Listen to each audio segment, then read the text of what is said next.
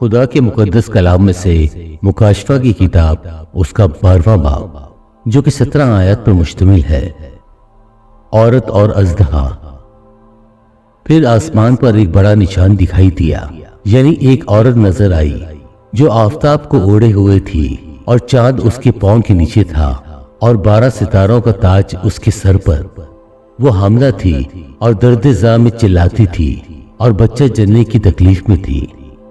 پھر ایک اور نشان آسمان پر دکھائی دیا، یعنی ایک بڑا لال اژدہا، اس کے 7 سر اور 10 سینگ تھے اور اس کے سروں پر 7 تاج، اور اس کی دم نے آسمان کی تہائی ستارے کھینچ کر زمین پر ڈال دیے، اور وہ اژدہا اس عورت کے آگے جا کھڑا ہوا جو جننے کو تھی، تاکہ جب وہ جنے تو اس کے بچے کو نگل جائے، اور وہ بیٹا جنے، یعنی وہ لڑکا جو لوہے کے عصا سے سب قوموں پر حکومت کرے گا، اور اس کا بچہ یکایک خدا اور اس کے تخت کے پاس تک پہنچا دیا گیا۔ اور وہ عورت اس بیابان کو بھاگ گئی جہاں خدا کی طرف سے اس کے لیے ایک جگہ تیار کی گئی تھی، تاکہ وہاں 1260 دن تک اس کی پرورش کی جائے۔ پھر آسمان پر لڑائی ہوئی، میکائیل اور اس کے فرشتے اژدہا سے لڑنے کو نکلے، اور اژدہا اور اس کے فرشتے ان سے لڑے، لیکن غالب نہ آئے، اور اس کے بعد آسمان پر ان کے لیے جگہ نہ رہی۔ اور وہ بڑا اژدہا، یعنی وہی پرانا سانپ جو ابلیس اور شیطان کہلاتا ہے اور سارے جہان کو گمراہ کر دیتا ہے، زمین پر گرا دیا گیا، اور اس کے فرشتے بھی اس کے ساتھ گرا دیے گئے۔ پھر میں نے آسمان پر سے یہ بڑی آواز آتی سنی کہ اب ہمارے خدا کی نجات اور قدرت اور بادشاہی اور اس کی مسیح کا اختیار ظاہر ہوا، کیونکہ ہمارے بھائیوں پر الزام لگانے والا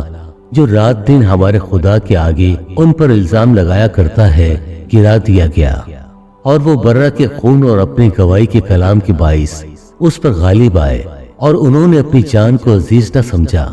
یہاں تک کہ موت بھی گوارا کی۔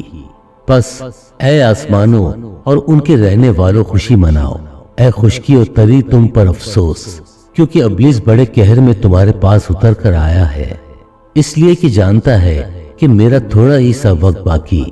اور جب اژدہا نے دیکھا کہ میں زمین پر گرا دیا گیا ہوں، تو اس عورت کو ستایا جو بیٹا جنی تھی،